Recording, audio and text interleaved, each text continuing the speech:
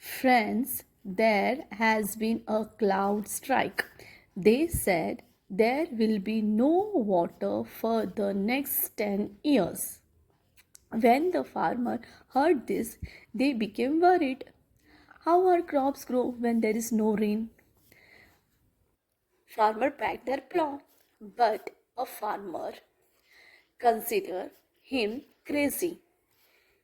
He was plowing according to the rules. And one day, some clouds were passing down and spoke to him. Why, when we will not make it rain, why are you plowing? Farmer said, no problem.